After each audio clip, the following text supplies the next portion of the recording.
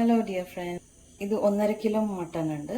നല്ലോണം ക്ലീൻ ചെയ്ത് ഇതിലേക്ക് ഇഞ്ചി, വെളുത്തുള്ളി, പച്ചമുളക്, വേപ്പിലയും ആവശ്യത്തിന് ഉപ്പും 1/2 ടീസ്പൂൺ വീതം മഞ്ഞൾപ്പൊടി, കുരുമുളക് പൊടി, മുളക് പൊടി, മല്ലിപ്പൊടി, ഗരം മസാലപ്പൊടി ഇട്ട് നമുക്കിതൊന്ന് വേവിച്ചെടുക്കാം.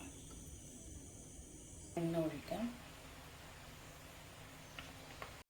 എണ്ണ ചൂടായി വരുമ്പോൾ ഇതിലേക്ക് നമുക്കൊരു 2 ടേബിൾ സ്പൂൺ മല്ലി ഇടാം, ഒരു 5-8 കുരുമുളക്, ഒരു 1/2 ടീസ്പൂൺ പെരിഞ്ജീരകം,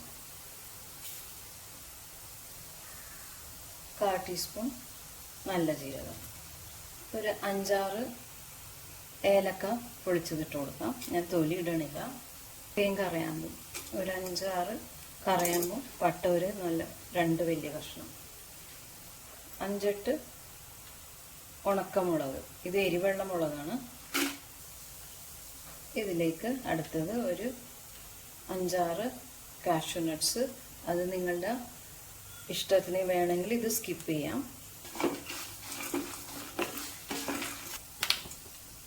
ഞാൻ 1 കപ്പ് തേങ്ങ ചിരവിയത്. ഫ്ലെയിം ലോയിൽ വെച്ച് വേണം ഫ്രൈ ചെയ്യാൻ. ഇഞ്ചിയും വെളുത്തുള്ളിയും ഇടാം. ഒരു 3-4 അല്ലി വെളുത്തുള്ളി, ഒരു ചെറിയ കഷ്ണം ഇഞ്ചി. ഇതിലേക്ക് ഉള്ളി, ഞാനൊരു ചെറിയ സവാളയാണ് എടുത്തിരിക്കുന്നത്. നിങ്ങൾക്ക് വേണമെങ്കിൽ ഒരു 5-6 ഉള്ളി ഇടാം.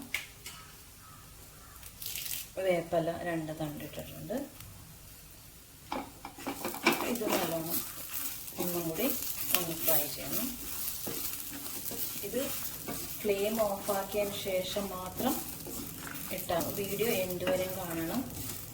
അടുത്ത സ്റ്റെപ്പ് നമ്മൾക്ക് സവാളയും തക്കാളിയും വഴറ്റേണ്ടതാണ്.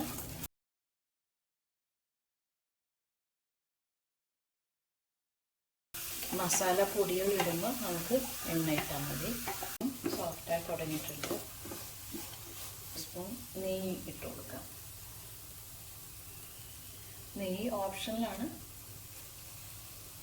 ഇട്ടിട്ടുണ്ട് ഇഞ്ചി, വെളുത്തുള്ളി, പച്ചമുളക്. അപ്പം നിങ്ങളുടെ ടേസ്റ്റിനനുസരിച്ച് നിങ്ങൾക്ക് കൂട്ടുകയും കുറയ്ക്കുകയും ചെയ്യാം. ഒന്ന് മിക്സ് ചെയ്ത് കൊടുക്കാം. 1/2 ടീസ്പൂൺ മഞ്ഞൾപ്പൊടി, കുരുമുളക് ഞാൻ ഇട്ടിട്ടുണ്ട് എങ്കിലും ഒരു 1/4 ടീസ്പൂൺ കുരുമുളക്, മസാലപ്പൊടി. ഇതൊരു 1.5 ടീസ്പൂൺ ഇട്ട് കൊടുക്കാം. നമുക്ക് മിക്സ് ചെയ്ത് കൊടുക്കാം. ഇതിപ്പോൾ ഞാൻ വെളിച്ചെണ്ണ ഒഴിച്ചു കൊടുക്കുന്നുണ്ട്. ഒരു 2 ടേബിൾ സ്പൂൺ വെളിച്ചെണ്ണ ഒഴിക്കാം. അടുത്തത് ഇതിലേക്ക് നമുക്കൊരു 2 തക്കാളി ഇട്ട് കൊടുക്കാം. മൂടി വെച്ച് നമുക്കിതൊന്ന് അവിടെ ഇരുന്നുകൊണ്ട് ഫ്രൈ ആവട്ടെ. ഇതൊന്ന് തുറന്ന് നോക്കാം. വഴണ്ടി ഒന്ന് തുടങ്ങിയിട്ടുണ്ട്. നമ്മളുടെ മസാല ഇവിടെ റെഡി ആയിട്ടുണ്ട്. നല്ല വാസന വരുന്നുണ്ട്. ആ ഏലക്കടയും ജീരകത്തിൻ്റെയും